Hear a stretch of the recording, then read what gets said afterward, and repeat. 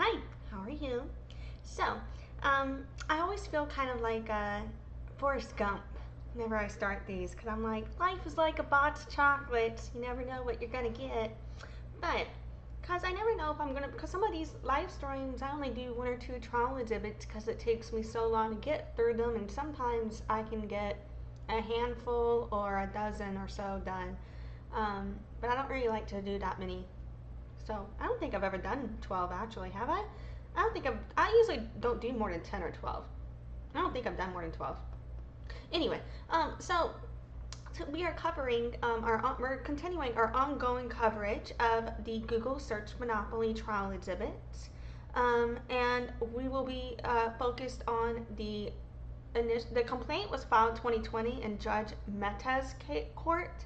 Mehta is how you spell his name. And the trial exhibits that we're looking at are from 2023. And I just feel the need to differentiate that because, of course, there is another monopoly case against Google as it relates to ad technology. So we are here focused in the search and search ads world here in this live stream and this court coverage material. So yeah, I am going to roll the live stream. We are in the live stream. The fuck. I am going to roll the intro, and then we are going to do our recap of last stream, and then we will keep going and just see how many more we can do today. So yeah. Hi, my name is Alexis, also known as Lexi or Deaf Child. I was born deaf, hard of hearing. I began doing business as Deaf Child 2013, marketing 2011, sales 2009. I've earned 50 plus certifications in marketing and sales. My Bachelor of Science from Loyola University, New Orleans, with a music industry studies major and a business administration minor. Deafness runs in my family genetically. Speech is not fully accessible to me.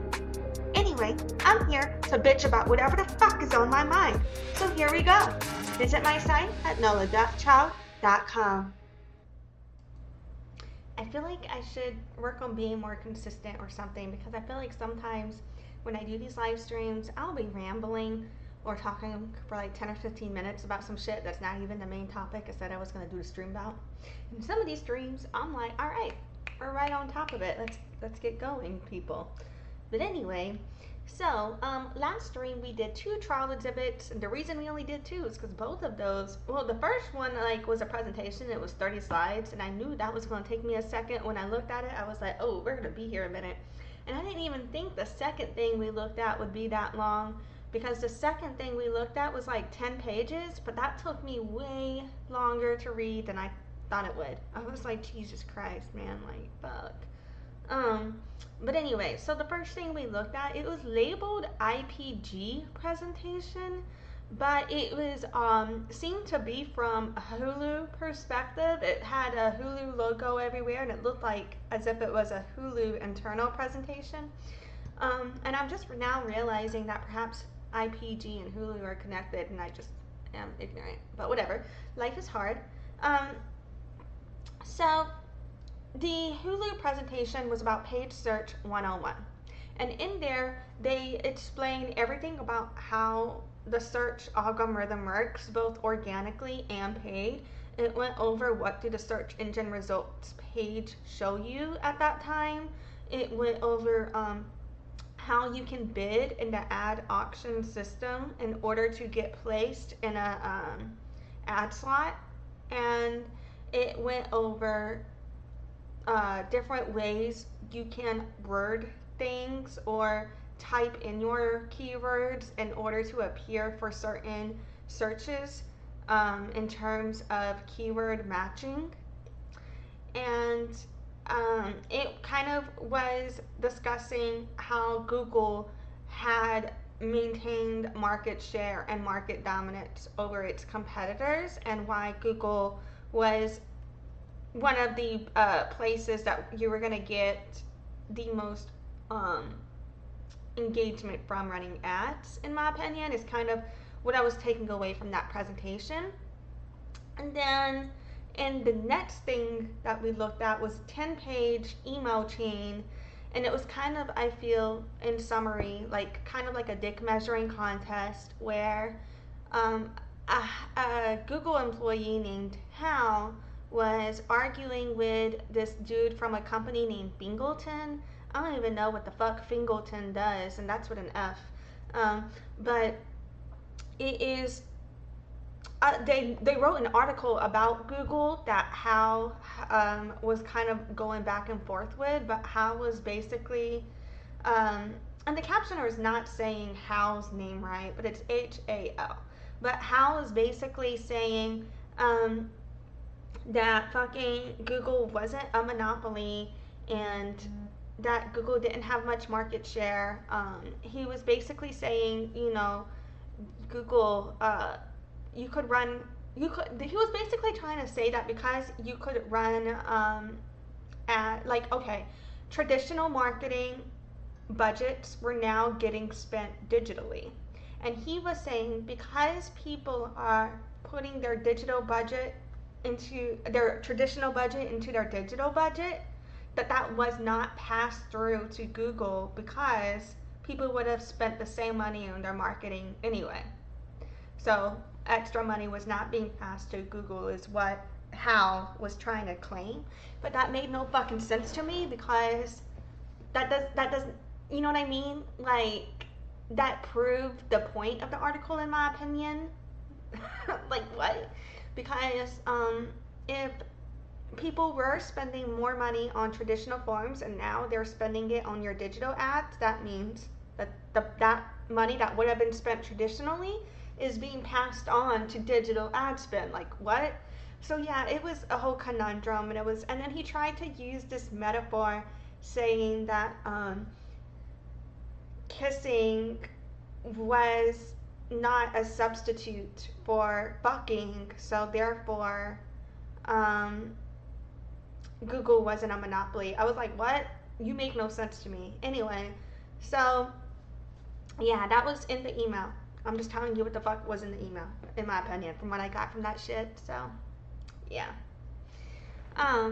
So now we are going to just basically see how many more trial exhibits we can get through because I don't even know. Let's see. So next up, we are on exhibit. Oh, and by the way, we've done 92 trial exhibits so far. So next up, we are on exhibit number UPX0459. And this is an email from Scott Spencer of Google to Jerry Dischler of Google. And it's a reply about please check search for compliance with Better Ads standard. And this is from March 2nd, 2017. And this was filed November 2nd, 2023. Oh, great. It's only one page. Thank God. So it's from Scott. It's to Jerry. And CC'd, we also have Lopa Junk, Jennifer Park, Shamar Wang, don't know if I'm saying any of this right, Sandeep Jain, Gaurav Garg, Kenneth Rubenstein, Matthew Berieski, I don't know. This looks like a search ads, ad blocking email type thing. I don't know. Benjamin Gordon, Isabella Covertini, or I'm just guessing that's what that meant, and Adam Juda are the emails CC'd on this. And I just feel the need to be, you know, naming these things because these people are involved in these cases. And I think it's interesting how, as an organization and as a collective, it's not just one person or one decision that can lead to something negative, but it's the way people uphold a culture sometimes, you know? Anyway, and I think capitalism and corporate work environment is an extremely interesting study to see how humans behave. But so the email that Scott Spencer had said to Jerry Dischler with all these bitches CC had said, agree, probably easier to discuss this in a meeting. We can also share the exact specifications for what constitutes compliance with the internal teams, although we aren't sharing that generally, as the goal is to drive ad experience improvement and not adherence to the letter of the standard. Scott. Before that, Jerry had said, seems like a meeting would be a useful next step. I shared the concerns and questions from Sandeep plus Adam. And before that, Adam had written, "Thanks for adding me. 2 lines of thought crossed my mind here. 1. To what extent has anyone from AFS been looped in about these things? For example, William Kuntz." I don't know what the fuck AFS stands for here. 2. I too would be curious from where this 30% number was derived and in what context.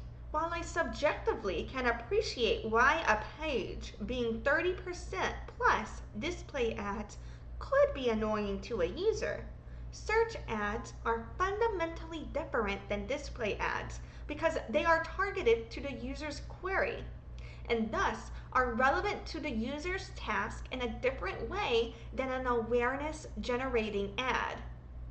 I suspect this is one of the reasons why search ads often have met various third parties' acceptable ad practices, because the information contained therein is in response to what the user asked. And here I want to pause because I had an issue with a client where they only wanted to do they only wanted to do display ads. I didn't mind doing display ads, but I felt like our focus should be on the search ads because that's where we can hit people at their high intent keywords, right? He would only allow me to run ads on the display for top of funnel awareness, and I was trying to explain to him, you do not get sales from awareness, you're only going to get traffic.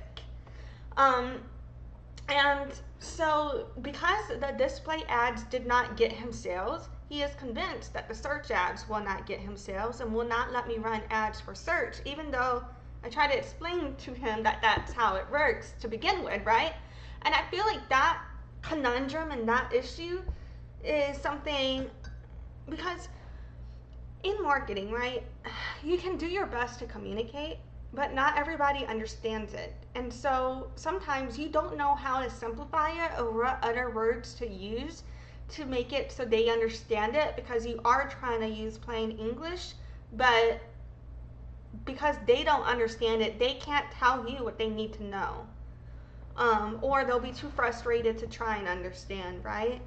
And so I think this is where marketers oftentimes have the biggest hangups with clients, is clients don't understand that you don't just run ad and it works and all the sales comes from this ad. No, because that would be a lot of money. The reason it's like this is because it's not possible to be all things to all people. You can't send a message to somebody that's going to let them know who you are as well as tell them how to buy from you and expect people to, because when you do that, you are wasting money. It's more expensive to convince people to buy from you than it is to convince people who don't know you to buy from you, than it is to convince people who have a relationship to buy from you. So if you run your ads to people who already have a relationship to you separately from trying to meet new people, you can save money by targeting those individuals specifically and giving them messages specific to their needs. A lot of times when people just find out about you, they're not going to buy from you immediately. People typically take up to 10 times of interacting with a business to buy from them. That's why you need these different ads. So that way you can meet people where they are in their journey with you. Anyway, so let's keep going. It says, as an extreme example, consider recipes.com, AFD, or Google Shopping Property, or Google's Home Services pages. Are we saying that none of these experiences will be compliant, since all of them are entirely ads and or sponsored, and thus exceeding 30% of the page content? Thanks, Adam. Before that, Sandeep had said, on your 2 concepts, 1, search page, what do you mean by page filtering? That is, if 80% of search results pages don't show ads, then would those pages be part of your total page count? What do you mean by content ends? That is, Are query refinements below bottom ads considered content? What do you mean by clear evidence that more than 30% ad density on mobile is annoying? That is, was that based on user research for search page with query intent, or for publisher pages without query intent? Obviously, appearance of self-serving is a disaster. So we are all aligned here. But there is ambiguity on some of these definitions, such that we may collectively want to clarify, both for search and the health or perception of the program overall. Please note, purpose of these questions or engagement is to help land the program well from all angles. 2. Landing pages of ads. What inspires confidence that the currently existing post-click quality metrics are less effective barometer for user experience or annoyance than the ads load on the landing page? Add Juda for this one. Alrighty, so we don't have the rest of the context for this conversation, so obviously I'm just talking out my ass now, because how the fuck am I gonna know where they're coming from if I don't have the context for that, right? So fucking what I'm getting from this shit though is that they seem to be, in my opinion, expressing concern about, because I don't know where they're getting their information from, but it is true, if you know about ad fatigue, you know, if you have too much ads, people aren't going to stay on a page. If people are realizing that all you're doing is trying to advertise to them, they're not going to stay around you, because no one wants to just be sold to all the time. People love to buy, but people do not like to be sold to. You know what I'm saying? So I don't even need to see the source of or the context of what they're talking about to know that that's true, you know? And they're questioning it like, why would you think people are sick of ads? Bitch, are you fucking kidding me? So you're saying you never skip an ad? Why aren't you saying that? You know what I mean? Like, so anyway, but they're going back and forth about compliance. So I don't know, in terms of compliance right here, all of the time, different legal standards and policies, either from the United States, or it could be not even in the United States. Something could happen globally in another country, but if you do business with that country, or if you want to be, you know what I mean, you still have to follow those laws too online and things like that, right? So who knows? But they're talking about compliance. Typically when I think of compliance, I think of policies and laws related to privacy and ad serving. So perhaps there could be something like that that they are discussing relevant here that I'm not processing.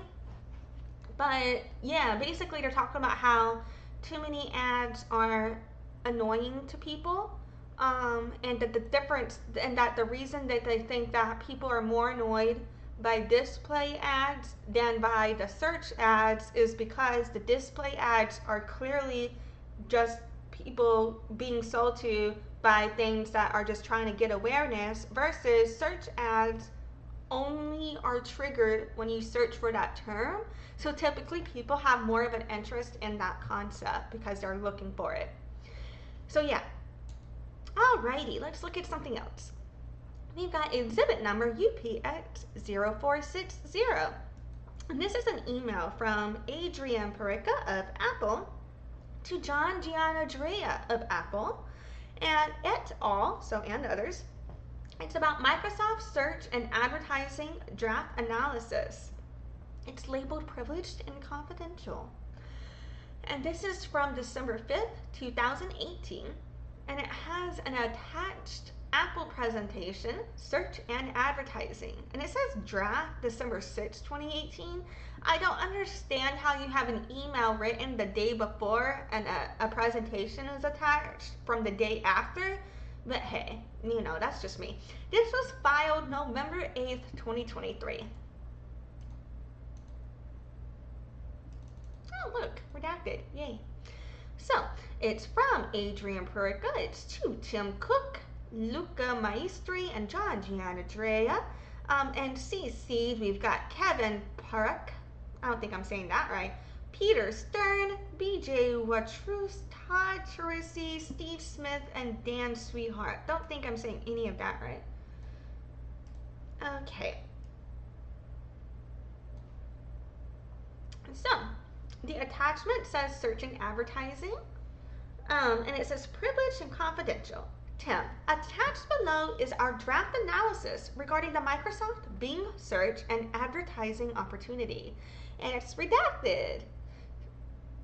So, but what we can understand is that Apple is analyzing Microsoft Bing search and advertising opportunities, and we know at this stage that they are grabbed by the balls in revenue share agreement with Google, in my opinion, if I understand correctly from the previous trial exhibits. And then it says thanks. So, and then we've got the search and advertising presentation added on here.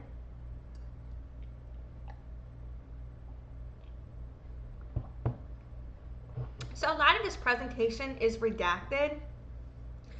And it shows search alternatives for search and advertising. And it shows 4 alternatives and the benefits and considerations of them. The 4 alternatives are grow Siri organically, collaboration on knowledge graph features, co-ownership of Bing, and acquisition of Bing. Everything about under grow Siri organically is redacted. Most of what's under collaboration on the knowledge graph feature is redacted, except for under benefits, we can see it says improve Siri in spotlight questions answering abilities. For co-ownership of Bing, most of that is redacted. For benefits, we can see could help increase Bing reach on mobile. And for considerations, we can see terms and economics of new search deal and impact to Google relationship. For acquisition of Bing, it's mostly redacted as well, but for considerations, we can see timing relative to Google contract. It requires commitment to compete with Google against their core product. So yeah, what they're basically saying, but what we can see that's not redacted is they're basically admitting in here for search alternatives that they are, if they try to use any alternative for search, they're going to fuck up their relationship with Google, and also they're locked into a contracts with them, so they have to take that into consideration. So yeah, and I think that is probably put into evidence to speak as to how Google utilized the contracts to uphold the monopoly, because while Apple was in contract with Google, they're showing here that they were limited in utilizing any of Google's competitors.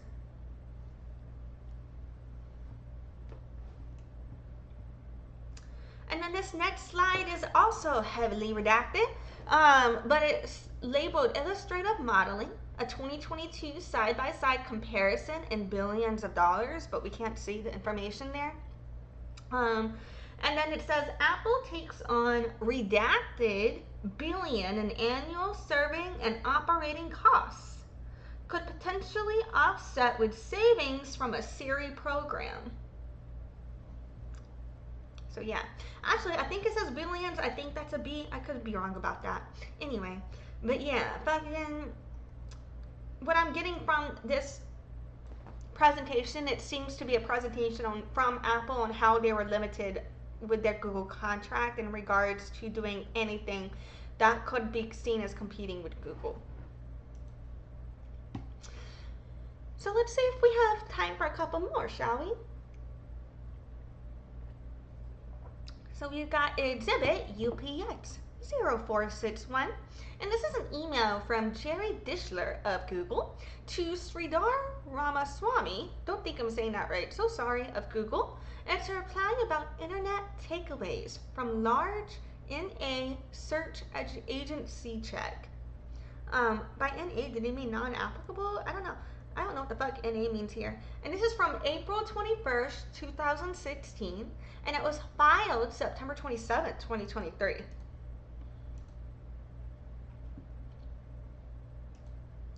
So, Jerry had said to Sridhar, SG will bring up at next 101.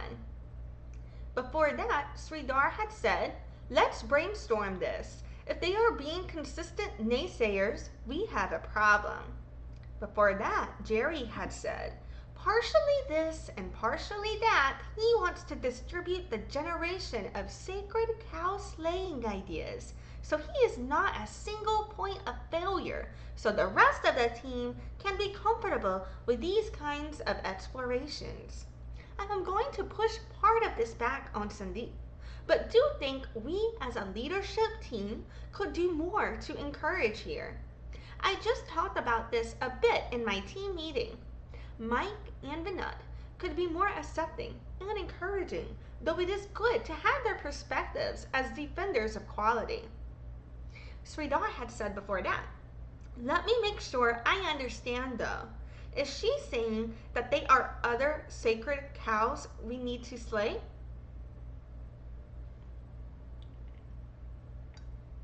Before that, Jerry had said, FYI, please do not forward.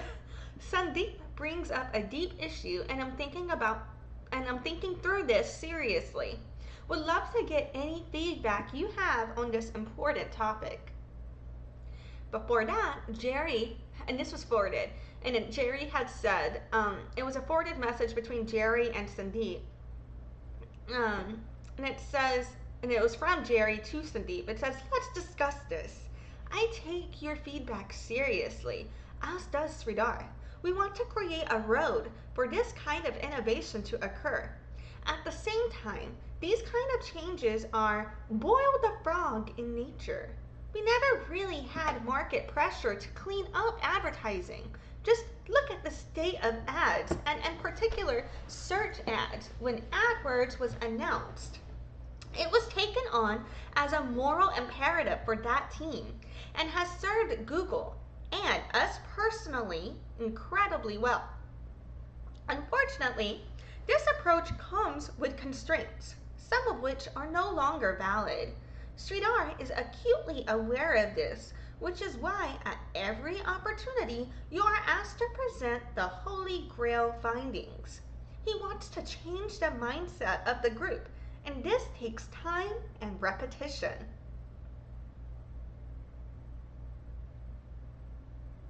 So they're admitting right here that they are actively in trying to influence the mindset of other people. That's interesting to me. Anyway, that they do so through time and repetition. Okay, let's marinate on that for another time. Anyway, then he says the market argument is somewhat dangerous. The market is a trailing indicator, and it's too easy to boil the frog. When we arrive at a point that's too far, the market will be all over us, and we'll be in a spot where it'll be difficult to turn back. That is the reason we need a deep set of principles that guide our actions. But that set of principles needs to evolve over time and should not stifle innovation. This is really fucking funny to me because he's basically saying, well, if we don't have any morality, we might end up doing fucked up shady shit, so maybe we should find some morality, but also our morality needs to be flexible so that way we can continue to feel like we are moral while we do the shady shit. Did I get that right? Anyway, then it says, we need to do better here. Do you have any ideas for how to do so? And before that, Sandeep had said,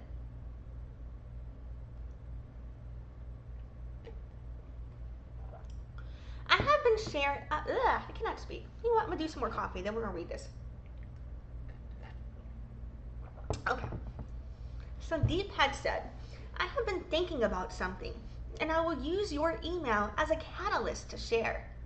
We have delivered Holy Grail and Holy Load launches that are each in excess of redacted, that encapsulate what were considered deeply blasphemous principles. First versus second viewport, 4 versus 3 top. All without any user complaints or noise by consumer advocates or PR. In each case, the team faced internal resistance and harsh criticism that was highly demotivating. And I can't tell you how many times I had to glue it back together. We should deeply reflect on how we change culture to both increase idea generation and throughput. As an example, despite the pattern recognition of me taking on these types of things, I would be much slower and far more reluctant to originate or lead these types of initiatives. And the team won't even start unless I push through. I am not sure Sridhar has visibility or understands these cultural or restrictive dimensions. I think you understand them, but not sure you appreciate their magnitude and after effects on people's motivation. Just imagine our last 12 months of AQ performance without the holy launches. So basically, if I'm getting this right, Sandeep was like, we've been doing some shit. The public isn't bitching about it, but you guys not make this shit easy for me, so fuck you. No one wants to help, and fuck all of you. I'm just kidding. I don't know what the fuck where Sandeep was coming from, but that's what I got from this. But it's so professional.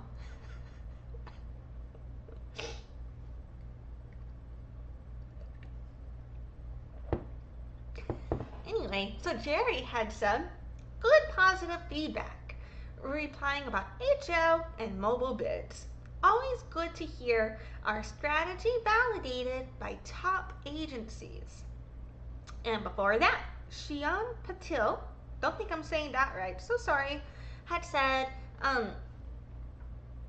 click here to view the full PDF report, and then it shows takeaways from large NA search agency check. Oh, NA is North American. Oh, oops. Now we know. So, it says call to action. We recently spoke with a large North American social, and wait, what says SEM? Why am I saying social? I keep doing that too. Search engine marketer.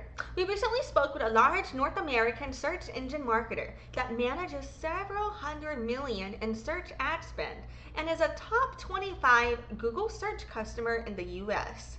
Similar to our previous checks with RKG and others, the feedback continues to point to solid 1Q16 paid search spending trends. Highlights. 1Q spending growth appears solid and at least in line with expectations. I'm assuming they mean first quarter. First quarter spend for the search engine marketing was solid and appears to suggest at least an inline quarter. The key drivers were mobile volume, PLAs, and I'm pretty sure that's product listing ad or some shit like that, and rising desktop cost per clicks. We are modeling first quarter gross advertising revenue growth of 18% year over year versus 17% year over year in the fourth quarter of 2015. And sites revenue growth of 21% year over year versus 20 year over year in quarter 415. So they grew a percentage point, they're saying, in their profitability, it looks like, in their revenue growth, from their ads, between the last quarter of 2015 and the first quarter of 2016. And then it says the fourth desktop ad and elimination of the RR were a net positive but tough to quantify. The SCM mentioned that positions 5 through 10 represented only about 4% of spend, and the fourth NF ad more than made up for this lost revenue. All eyes on mobile. Total mobile impressions increased 100% year over year in first quarter, while mobile product listing ad impressions were up over 200% year over year. Desktop is still growing, but in the double-digit range. The mobile pricing gap, however, still remains wide at about 50%. Over time, this gap should narrow, but improved attribution that advertisers actually believe in and mobile conversion will be necessary. Is it time to change enhanced campaigns? When enhanced campaigns was introduced, desktop volume was greater than mobile. In the current mobile-first world, should advertisers set a mobile bid first and then use a modifier for desktop? The search engine marketer believes this change could be on the table. Positive outlook for the year. The search engine marketer was optimistic about growth for the rest of the year, though did cite the increase in branded keyword minimums in the mid-2015 as a potential comp issue.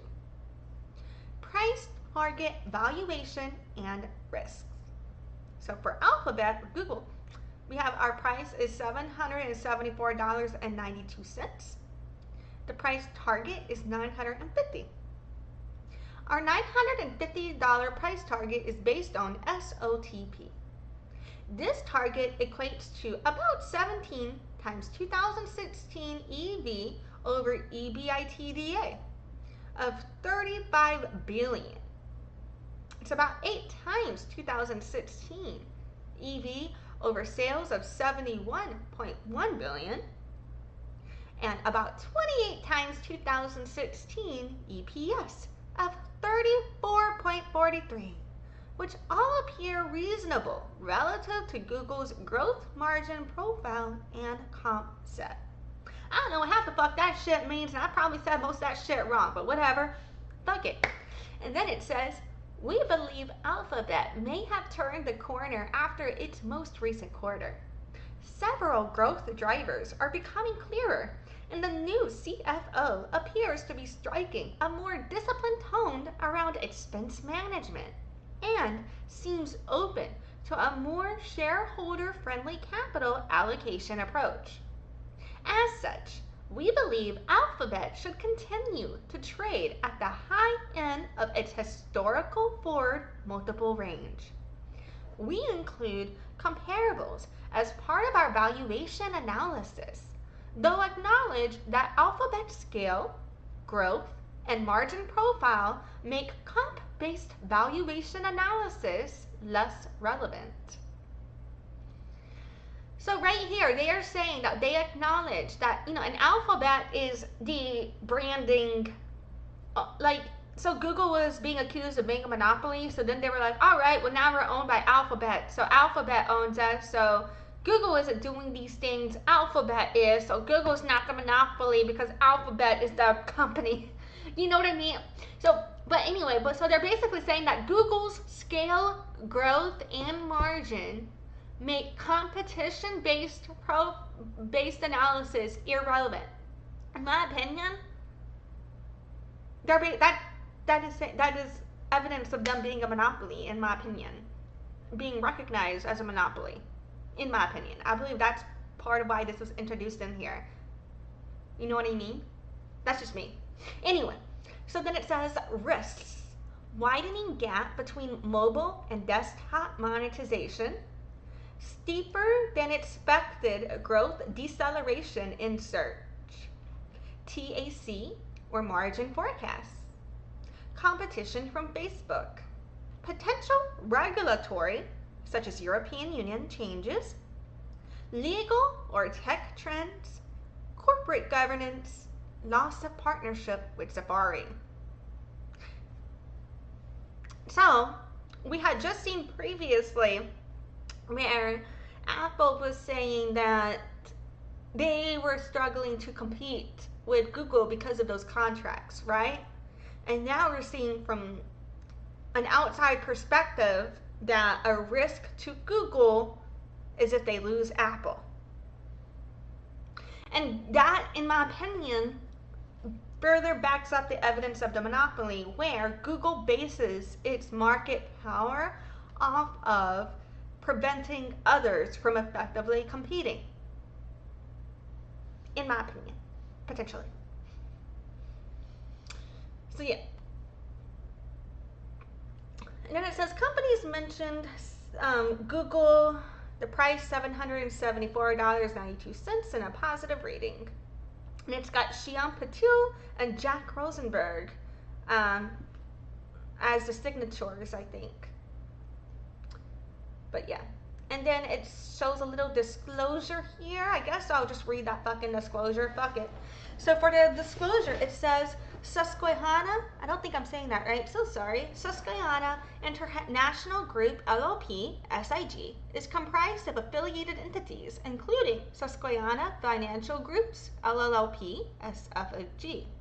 SFG, a member of FINRA, is a provider of research and execution services. SFG does and seeks to do business with companies covered in its research reports.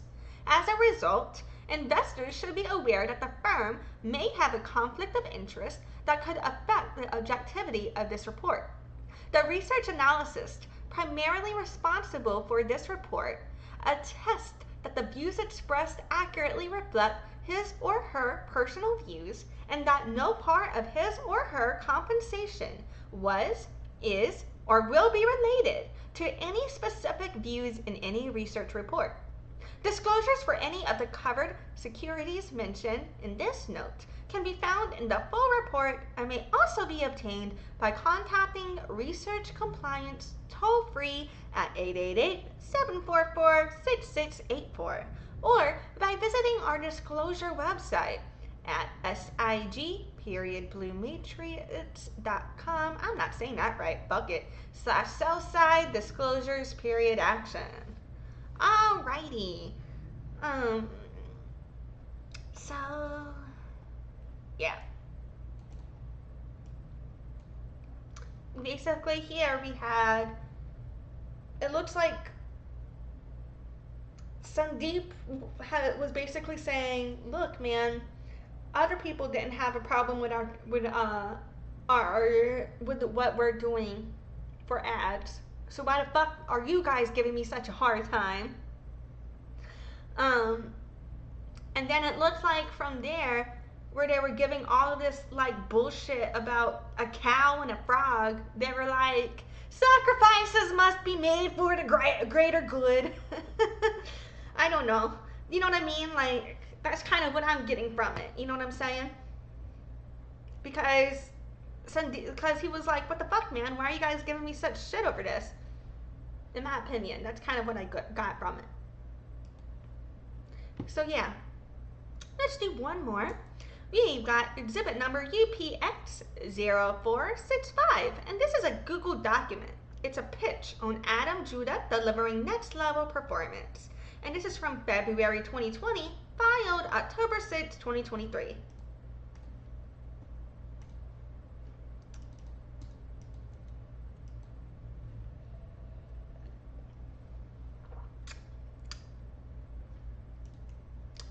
So, this is a pitch on Adam Juda delivering next level performance, but whoever created this pitch, their name is redacted here. And it was filed it was made February 20th. What am I saying? I apologize. It's dated February 2020. I don't know when the fuck it was made. Whatever, I'm out of it. Life is hard. Let me make more coffee. Okay, so it says, introduction. I am in the PM lead for core ads quality, both search and shopping, as well as search ads syndication. We manage and optimize the serving, quality, and pricing of the redacted business that is search ads. I'm assuming that PM means project manager here. And then it says, over the past 5 years, we have launched redacted of revenue innovation per year on average, while additionally enabling a few points of growth each year via companion pricing and tuning launches of our sibling ads UI team's work. In addition, I am also a steward of quality within the ads PA, ranging from the ads we show to the rigor of analysis of our launches to the internal policies ads has implemented. I am the longest standing member on the House Ads Review Committee, have been the product lead for our data sharing committee governing what data sales may share externally, and the product rep at Google's FMG, have contributed about 8,000 posts to the ads quality launch approvals process by virtue of being one of the most prolific reviewers of AQ launches in its history, and spend an incredible amount of time with tons of lawyers ensuring people throughout the planet appreciate that we operate a clean and law-abiding product. Some historical major accomplishments. Ranking ads other than by bid times predicted click-through rate. Prior to my joining the auction team, we ranked ads solely based on expected short-term revenue. Not only did this fail to capture important user quality considerations, such as the relevance of the landing page, but also it was a framework which limited innovation in the ranking and pricing of ads. I was the project manager of the Lifetime Value Project, whereby we explicitly incorporated other quality signals into the ranking function, and which has subsequently spawned several billions dollars per year of further improvements. Incorporating the impact of formats into the auction. When ad formats were first introduced, they had zero influence on the ranking and pricing of ads. This resulted in inefficiencies in ranking. Ads more likely to be clicked could appear low on the page. And pricing. Advertisers were getting increases in surplus without paying much for the benefit. I project managed the original incorporation of ad formats into the ranking and pricing of ads, which not only increased revenue by redacted, but more importantly, established a precedent and framework for unlocking additional value from ad user interface launches. Since that launch, several billion dollars per year of additional revenue has been generated by pairing ads UI launches with pricing adjustments, where to my team's credit, the pricing mechanisms have improved since the original launch. FTC versus 1-800 contacts. I fulfilled the FTC's subpoena of Google when the FTC was seeking someone to speak broadly about search ads, where the FTC initially requested Susan, and then Sridhar when informed that Susan was now CEO of YouTube. This is a highlight of many years of close collaboration between myself and the legal team, ranging from being a contributor to Google's original defense to the DOJ on antitrust concerns, Project Eagle, to being deposed on IP matters, to being a subject matter expert on many of the incoming government and third-party requests about our business, which is regularly under scrutiny.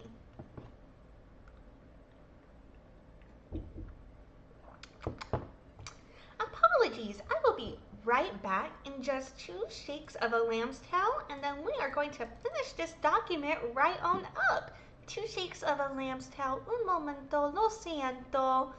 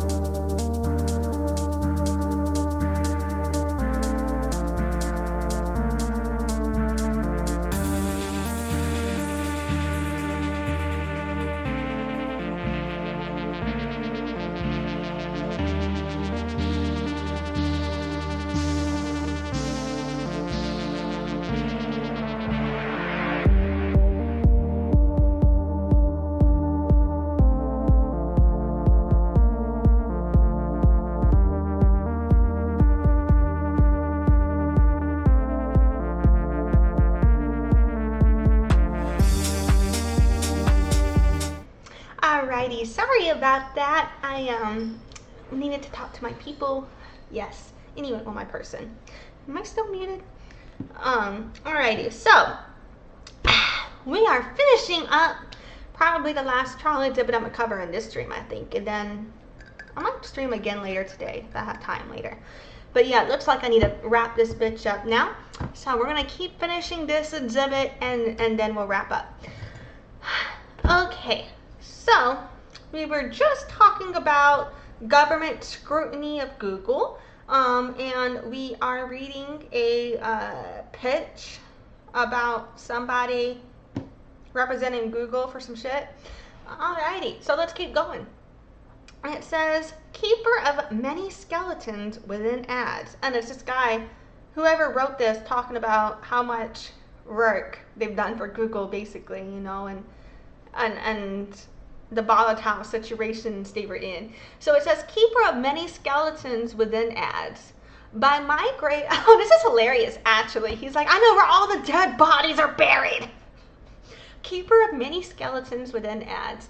By migrating Google grants to a remnant scheme, introducing additional quality filters on house ads, serving on the House Ads Review Committee, co-authoring data sharing rules governing what buy-side sales may tell our partners, prohibiting email as a source of traffic for AdSense for domains, poking at deal terms as the product rep at FMG, and many more projects. I have been a steward of the Ads PA who has proactively prevented a number of goodwill fires from ever starting by upholding product excellence. Recent influence within ads quality. Target growth, well, actually, you know what? TGPCA, because to be honest, I can't even remember what the fuck that stands for. I think. Anyway, it says, I propose in a one-pager at an AFS Smart Pricing Summit that the teams should aim to disband, replacing their technology with, I'm not speaking right, their technology with AP's automated bidding tech. Teams at Google are unaccustomed to leaning on others this heavily, but my pitch was ultimately persuasive and resulted in a TGCPA launch in April 2019. The launch improved the advertiser return on investment story on AFS, increased AFS RPM by redacted, benchmark of significance, AFS's annual RPM goal was redacted, and was acknowledged as a 2019 PGP-wide annual award recipient. Merging BMM and phrase keywords. So they merging broad match modifier and phrase keywords. And so now the way that broad match and phrase match has changed over time, but it's still useful. I would have to do another stream about that. Anyway, but it says, leading into 2019's semantic phrase or broad match modifier launch. You know, maybe that's why that one bitch though was trying to convince me that that shit was irrelevant, because it had changed. Maybe she didn't keep up with the changes, and so because she didn't understand the changes, she thought it no longer worked at all. But it did still work and did still have use. It was just different in the way it worked. You know what I mean? Anyway, it's okay. Apologies. Let's keep going. Let's back that up. It says, leading into 2019 semantic phrase broad match modifier launch, I challenged the team on whether we should, at that time, combine the behavior of phrase and broad match modifier keywords on account of both keyword types being syntactic at their root, whereas we are migrating our system to be ever more semantic. While we chose to focus 2019 on semantification technology alone, the targeting team now has a PO objective for 2020 to merge the two keyword types, which ought to simplify our keyword portfolio nicely for advertisers. That actually does make it easier, because we don't have to have as many combinations and variations of a word to rank for the same thing. And then it says, some recent leadership across ads and or Google. And it shows product listing ad BCAP explorations. I believe I was the first person to approximate the extent to which shopping should be exploring taller experiences when text ads are absent. Per this email thread, which I sent after being encouraged to nudge shopping in interesting directions, I think it also highlights the extent to which I can influence leaders like Vice President Surajit to make good things happen, and demonstrating my own growing maturity in navigating orgs. Shopping launched Quattro in Q4 of 2019, which will enable serving of many different product listing ads and text configs, which I expect within 2020 will help us realize the opportunity I highlighted. Budgeting BFM companion metric. Based on concerns expressed by Philip at a BFM meeting I attended, every time, I don't know, I keep thinking of Black Friday, Cyber Monday, but that doesn't make sense here. It says, I propose to Andy revamping the BFM metric around budgeting to better highlight how launches may be hindered by campaigns nearly budget constrained. Aside, please note Andy's comments about my contribution at that coverage score BFM. Thanks for joining BFM yesterday. You added expertise and credibility exactly when we needed it. The metric was implemented in time to assist the mobile card cap launch and has shown promise. Search Acceleration Program. I was quick to observe at FMG the lack of consistency among agency search incentive programs and was calling for standardization in 2020 at every 2019 renewal. In response, the Search Acceleration Program has been recreated for 2020 to achieve exactly that. Email noting my provocation and also the BC thread describing the program. Incognito.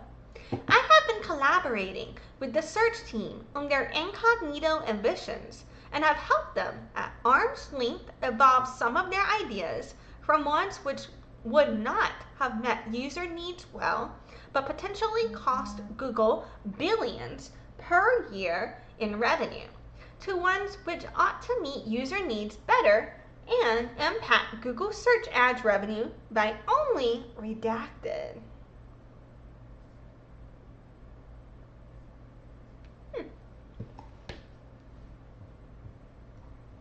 So yeah, and the rest of this seems to be redacted. But yeah, fucking basically this is it's a pitch. It's about getting this one dude to deliver something, and then the person pitching it is redacted.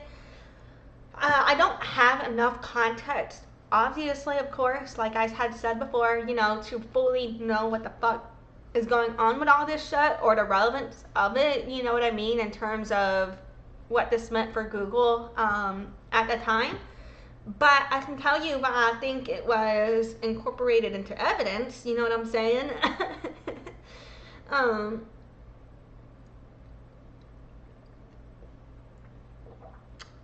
And I think what two of the main things that stood out to me, besides, like, okay, there's two things that stand up for me, out to me in relevance of the context of what I can understand from this pitch, right? So in the pitch, he's basically saying, I have been climbing Mount Everest for decades. I have reached the death zone. I have seen where the dead bodies are in the death zone. Matter of fact, I've seen some motherfucking people make the dead bodies in the death zone. And if y'all want me to name the people who I've seen kill people in the death zones, I'm ready to fucking do it. Because, I've already been questioned. Y'all been questioning me. Don't forget that I know who killed who in the death zone because you've been questioning me. I'm just kidding, but that's kind of what I'm getting from it, because he's talking about, like, he starts in the intro with his experience and how much work he's done with Google and his experience in accessing sensitive legal data related to Google, right? And then after that, he's basically like, and I'm the one who was subpoenaed by the FTC, or I don't know if he was the one subpoenaed, but he was the one who responded to the subpoena from the FTC about the Department of Justice trust case. And he literally says, he said, I'm the keeper of many skeletons. You know what I mean? That's why I'm like, he's going, I know where all the dead bodies are on these bitches. You know what I'm saying? Like, that's how I'm taking this shit. I don't know what the fuck he meant by it, but I feel like that's why this is an evidence, because this state was like, look, man, even your employees know you've got dead bodies. You wanna dig those up now or later? You know what I'm saying? So yeah. But yeah, alrighty. So now it is time just to do a little recap of the trial exhibits we covered in today's stream. We only got through 4 total today. First, we went through an email between Scott Spencer of Google and Jerry Dischler. And this was about search compliance related to ads standard.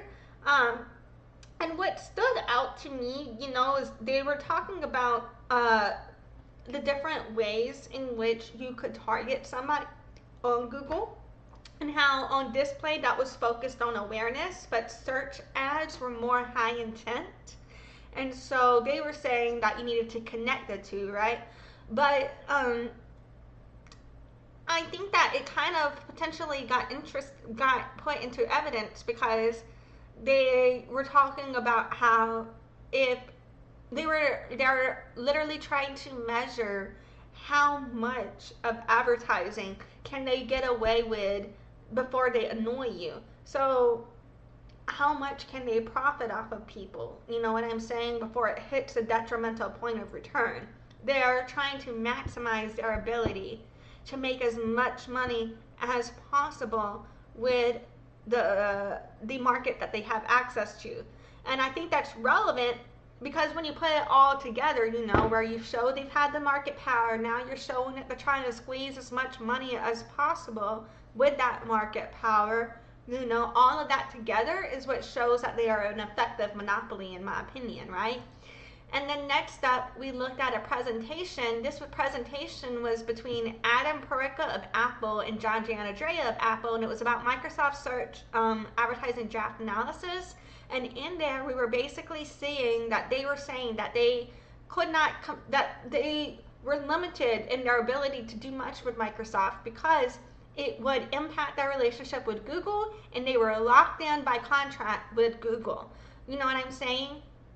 And then we looked at an email between Jerry Dischler and Sridhar Ramaswamy. I am so sorry. I think I'm saying all that wrong. Huge apologies. And this was about the North American Search Agency check. And they were basically saying in here that because they have so much scale, because of their growth and their profit margin, that comparing them to somebody else is irrelevant because they can outperform them in all levels. You know what I'm saying? That's what was basically saying, like, was in the article that was in this email chain, you know? And so, yeah. And then in the email chain, what also went back and forth, though, was this one dude was basically saying, look, these guys don't see a problem with what I'm doing. Like, nobody else is complaining about my ads, because also in here, because it's not only did this article talk about how Google couldn't be compared to others because they had outperformed them, but they were also saying that this company was able, that this search engine marketing company was able to grow their profits from between one quarter using Google and the quarter before, right? And so this Google employee, Sandeep, took that information and he was basically like, we have had no complaints, so why the fuck are you guys bitching and giving me shit to get shit done? You know what I'm saying? Like, is basically what he was saying. And then they were basically replying, sacrifices must be made for the greater good. I'm just kidding, but that's kind of what I got from it, right? And then we looked at one more document, and it was from Google, and it was a pitch on somebody delivering something. I don't know what it is delivering, like a project, a pitch, like a concept, a speech, I don't know. But they were pitching one guy to do another, right? But in that pitch, which I don't understand, right? Because it's labeled, this is supposed to be a pitch for Adam Juda to deliver on something. But whoever wrote this was like, I've been climbing this mountain for fucking years. I've seen people die, and I've seen people kill each other, and I know who killed who, and if you don't make me happy, I'm gonna start fucking speaking. I'm just kidding, but that's what I got from it. So, yeah, because he was basically talking about, you know, like how much work he has done for Google. He was talking about his role in the DOJ antitrust concerns, and then he was saying that he was a keeper of many skeletons, that he has been a steward preventing goodwill fires by upholding the excellence. You know what I'm saying? And so I think that all circles back into how we as a collective organization uphold certain things one way or the other, right? As a unit? No? So yeah, and so that kind of concludes, you know, the summary and what we went over today in today's live stream. We just got through 4 trial exhibits only in today's stream, so we are at 96 covered so far in this case. And so yeah, we're just barely passing halfway through. We are slowly but surely getting through all this shit, so we're in here for the long haul. It'll probably take us another year or so to get through all of it, maybe. Who knows? But whatever. I think it's important to reflect on and to understand, because the more we understand the way that we are able to access information was built, then the more we can understand why the information we have access to was put there for us to see it. You know what I'm saying? In my opinion. But yeah, I think there's just so much to marinate here, from how we can perform in marketing, to how we want to live our life and business, to our work-life balance, to morality, to what does it mean for us to do our work? How does that impact others, you know? So yeah, I'm very fascinated by this case. And I also find it, you know, to be one of those things where it's a good outlet for me, because I can focus on my special interest and my passions, and it's work that is extremely important to me, but at the same time, it doesn't necessarily trigger me. So that way I can use it as an escape and a way to distract myself from things that are harming me in other ways in my life, you know? So yeah, it's been a good little space for me here. And if you've been watching, I really appreciate you joining me in this journey. I hope you have a great day. Thank you so much for being with me today. And yeah, have a good one. Bye. Thanks for watching. Join the loyalty program at noladeafchild.com/loyalty and check in during live streams to get points for rewards.